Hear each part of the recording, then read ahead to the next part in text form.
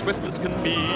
Watch it flying through the air. It travels in space or under the sea, and it can journey anywhere. Supercar, supercar. It travels on land or roams the skies, through the heavens' stormy rage.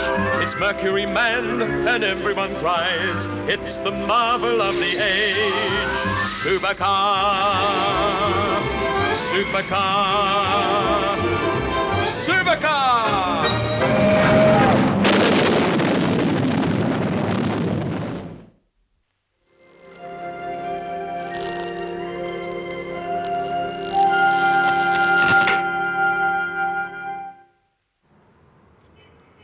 Well now, have we ordered everything, I wonder? Transistors for the professor, yes. Breakfast cereal for Jimmy. Paint. PVC wire. New suspenders for me. And nuts, assorted for Mitch. Yes, most satisfactory. All we have to do now is to take the out-of-town coach and... Excuse me. Certainly. I mean, yes? My friend and I wish to reach Bonneville Flats for the speed trials.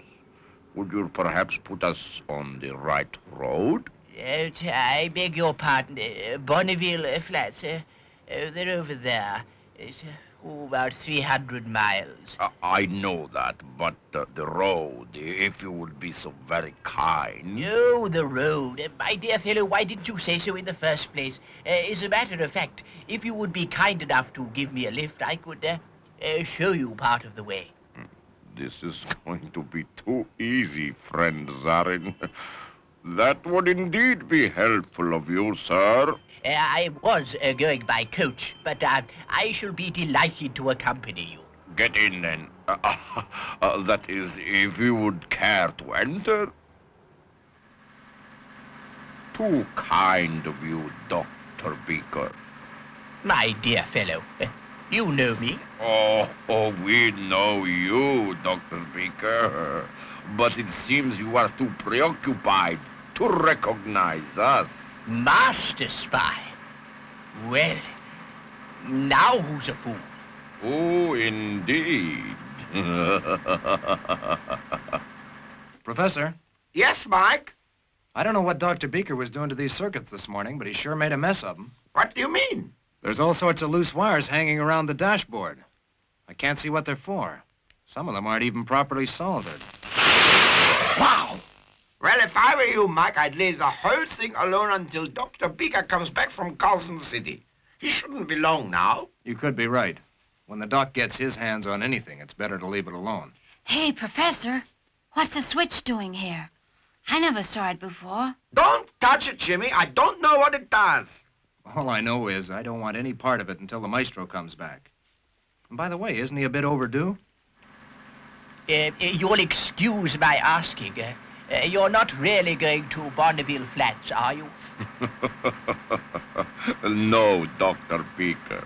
Since you ask, we are not. We are going to a place called Green Ghost Wells, of which I doubt you have ever heard. Green Ghost Wells, of course. A fascinating geological formation. Most fascinating. What is this Green Ghost Wells, Master Spy? You did not speak of it before, and I do not like the sound of it. Not it, friends are in them. A group of craters in the desert, about 50 miles from here. Yes, probably meteoric in origin, you know. Dr. Beaker, we are not here for you to give us a lecture. Oh, then do forgive me. But just what are we here for? To make an exchange, Dr. Beaker. Supercar for yourself, safe and sound. Otherwise, I fear. But are you sure the plan will work this time, Master Spy? This time it will. Now return your eyes to the road, idiot, and look out for a telephone booth. I have a call to make.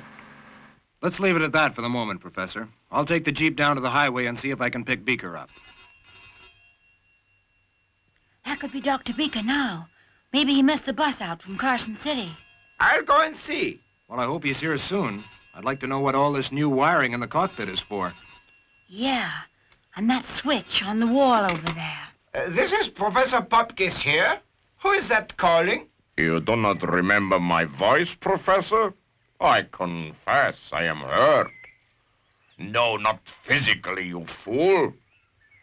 It is I, Master Spy. What? What's that you're saying? It is very simple, Professor. I have Dr. Beaker. You have Supercar. We will have a fair exchange. That is, if you do not want something unpleasant to happen to the dear doctor. But wait, I will allow him to speak to you. Hello? Hello, Beaker? Beaker, is that you? Yes, I'm afraid to say it's quite true. We are going for a small journey to, oh, now let me see. Oh, yes, Green Ghost Wells. That will be enough, Dr. Beaker. I wish only to establish that you are with me. Or I could make no bargain. Well, there seems to be little I can do. Very well. Good. I am glad you are being so sensible. Now, I want you to pay close attention to my instructions. Where's this place you said? Green Ghost Wells. Sounds mighty peculiar to me. It's a series of deep pits or craters in the desert, about 70 miles from here. They were probably caused by meteors or perhaps volcanic activity. I've got them. Green Ghost Wells. Sounds like an old prospector's claim. Is there any water in them? Why, I don't think so. Just craters, I believe. I wonder why he wouldn't say which one. Anyway, let's not waste time. 4:30, he said, and it's nearly 3 now. Let's set her up for takeoff. What are you going to do, Mike? Well, I'm not going to stand around here talking. And, Professor, get the police on the phone. If they've got Beaker, it's no joke. The police? But, Mike, you can't do that. You see that I have been too clever for them this time, friend Zarin. I don't see, Master Spy. What is to stop them coming after us with the police? Because, my imbecile friend, they don't know where we are. But excuse me for interrupting you. Is that strictly so? I thought we were going to Green Ghost Wells. Green Ghost Wells. Green Ghost Wells. Do you suppose that I am as thick-headed as Zarin here? These are pits in the ground, my friend. Deep holes, and there are many of them. I'm afraid, my dear fellow, that I still don't follow you. How do you think they are to know which one we are going to, I did not tell them. I said only that they would see a signal from the air, and that if they did not land immediately with Supercar and with nothing else... Well, let us not think about that, huh? You see, Mike, you cannot lead the police to Beaker because you won't know in which pit exactly Master Spy is hidden until you see his signal from the air. I do not think he will be visible from the ground, and it would take several hours to search for the right pit. And we only have an hour and a half. You're right, Professor. Gee, Mike, does this mean we're going to have to give him Supercar to save Dr. Beaker? I'm afraid it's beginning to look that way, Jimmy. Isn't there anything we can do to stop him? You see, there is nothing they can do but obey my instructions. No police, nothing. You can turn off the road here, Zarin, my friend. Be careful, friend Zarin. There is a long way to go yet, and I would not like to damage Dr. Beaker. That would be too dishonest. Console to pilot. I'm here, Professor, but I still hate to give up. So do I, Mike, but we haven't got much time. You know, to think I've got to fly Supercar straight out, hand it over nicely to Master Spy. Well, I don't like the idea much. If you hate the idea so much, Mike, We could always fly her out on... Hey, yes. On remote, yeah. Maybe you got something there, Professor. This needs some careful thinking. I don't see how it would help us, Mike. We could fly Supercar out on the remote control, but what then? Hold on a minute, Professor. I'm cooking up something.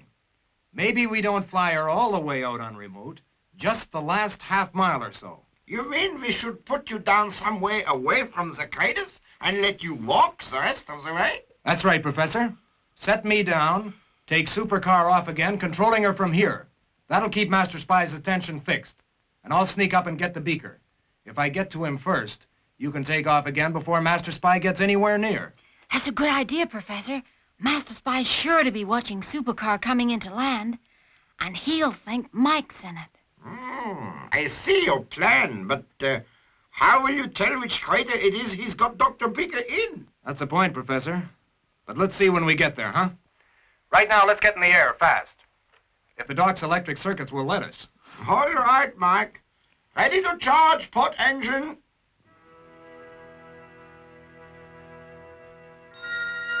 If you mean to, catch the sun's rays with that mirror, my dear fellow, you've got it pointing the wrong way. The sun is over there. Ah, thank you, Dr. Beaker. Your help is invaluable, though to assist in our illicit enterprise perhaps lacks a certain loyalty.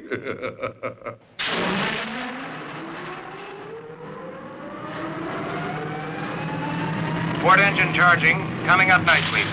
9,000, 11,000, 13,000, 15,000, steady. Interlock on. Charging starboard. 5, 7, 9, 11, 13, 15,000, steady. Interlock on. Fire 1. Fire 2.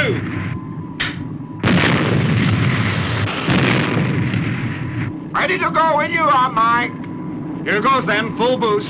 Good luck, Mike. Thanks, Jimmy. Just as long as I keep my fingers away from Dr. Beaker's loose wires, I'll be all right. Right, roof doors opening.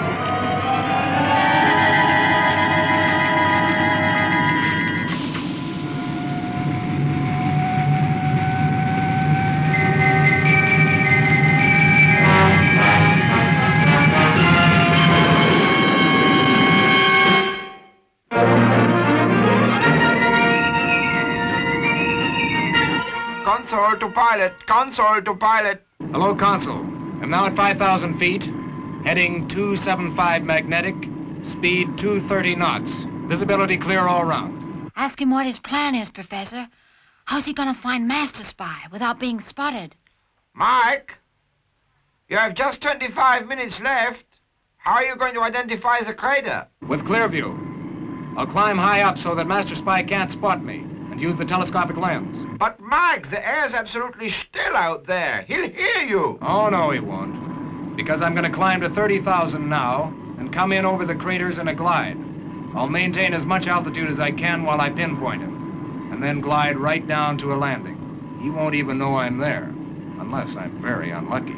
Gee, Professor, do you think it'll work? I don't know, Jimmy, but it sounds possible. The only trouble is that Supercar doesn't handle very well with the motors off. Hello, Mike. Do you think you can control her in a glide? Sure. Don't worry. Climbing now. Do you hear anything, friend Zarin? No, Master Spy. Indeed, here everything seems very quiet. I do not like it. So, because it is called Green Ghost Wells, you expect a green ghost to appear? Not exactly, Master Spy, but... But nothing, you fool. What we expect is red, and no ghost either. I tell you that within 15 minutes, Mr. Mercury will arrive with Supercar. Our supercar. Altitude 27,000 feet. I'd better be careful. I don't want to leave a vapor trail. 30,000. Leveling off. Cutting throttle.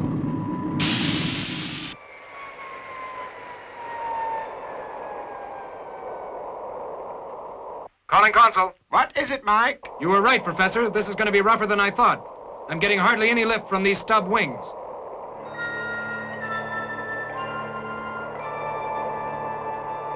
I'll have to take her in a series of wide circles, Professor. It's the only way I can maintain enough speed to stop her stalling. It's going to be harder using Clearview, though. What's the trouble, Professor? Well, you see, Jimmy, Supercar was never designed to fly without power on. With such tiny wings, she needs plenty of forward speed to keep her up in the air.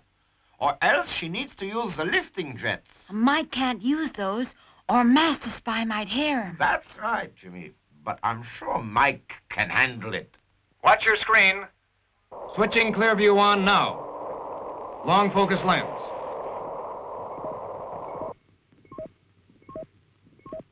Professor, I saw something flash. There they are. I've got them now. I've marked them. Now I'm taking her down.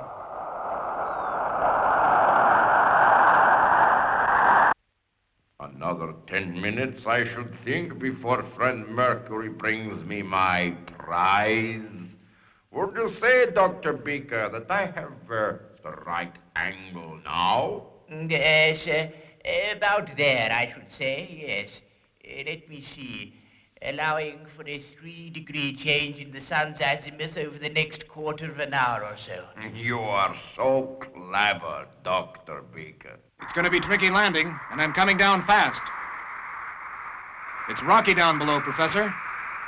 Don't think I dare skate her in on her belly, so I'll have to switch on vertical drive to land. But, Mike, as soon as you switch on, Master Spy will hear you. That's right, Professor.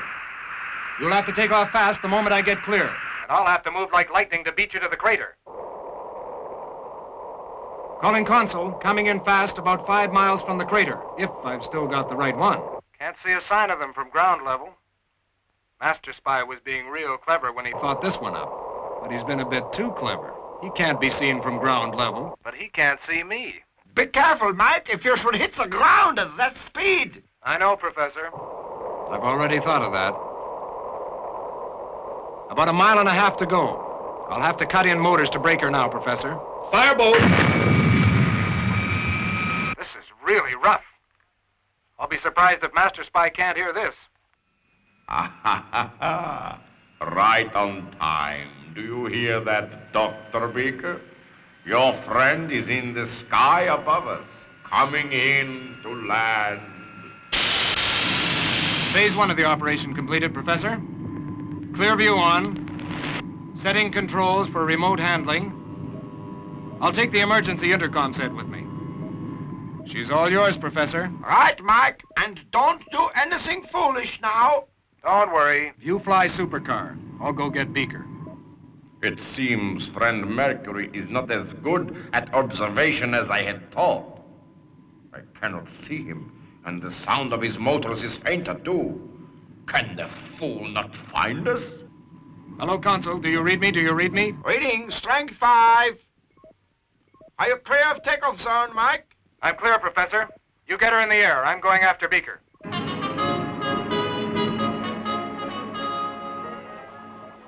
All set, I think, Jimmy. Let us hope I'm as good a pilot as Mike.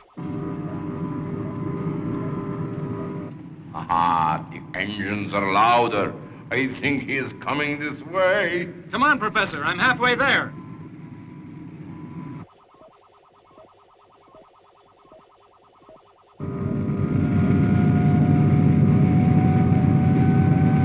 That's it, Professor. Beautiful. You're doing fine. There it is, Dr. Beaker. Do you see it? Supercar? My dear fellow, I do believe you're right. And they have seen us. The machine has turned this way. Well done, Mr. Mercury. If you would kindly put it down on our doorstep, up there on the edge of the crater. Come, friend Zarin. And you, Doctor, you stay where you are.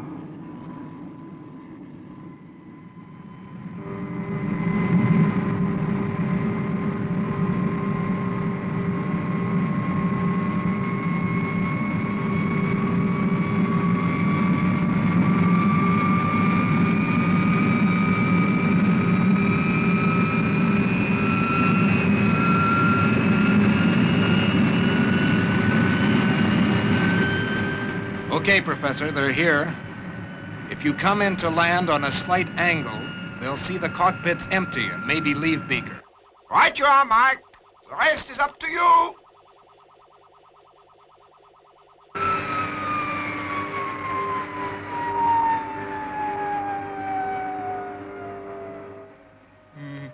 Master Spy, there is no pilot. No pilot? What do you mean, fool? See for yourself. What does it mean? I will tell you, my idiot friend. We know already the machine can be flown without a pilot. This means that the cowardly Mr. Mercury dare not meet us face to face because he knows that this time we have won. No pilot. Extraordinary. Most extraordinary. I do not like it, Master Spy. It is a trick. Supercar flying by itself. It is unnatural. Fool! You suppose perhaps your green ghost is responsible? Ah! They have flown it from their laboratory. No pilot? What can they have in mind? Don't yell out, Doc, but the pilot's right here. Curious. Most curious. Professor, Beaker's okay. He's here with me. Take off fast. We've got them fooled. Wait a minute, my dear fellow. Hold it. Beaker's got something. This would appear to be an excellent opportunity to test the new equipment I was installing. You mean all those loose wires? I do indeed. Request them to depress the switch on the wall, would you? Don't ask me why, but Doc says to throw that taped-up wall switch. I'll do it, Professor. What's it all about, Doc? Oh, something I had designed to scare away inquisitive creatures. I feel that Master Spy is about to fall into the inquisitive category.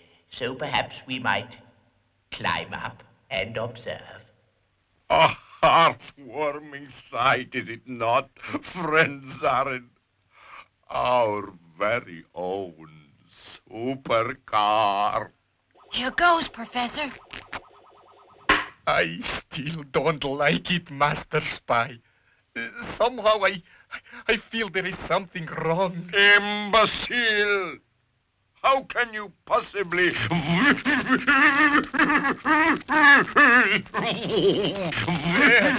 knew it was a...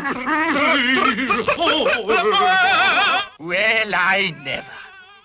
Instant dancing. They make a pretty good team, huh? They should be on Broadway.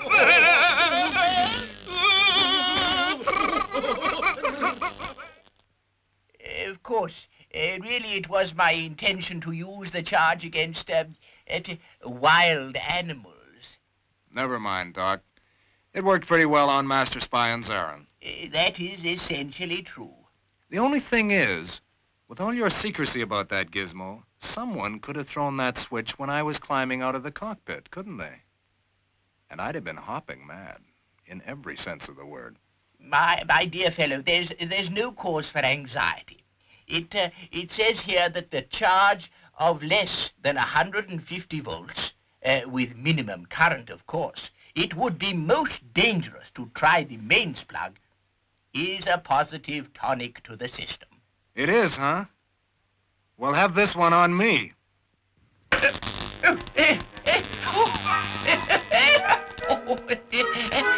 Me, I'd rather stay home and watch television. The programs aren't so shocking.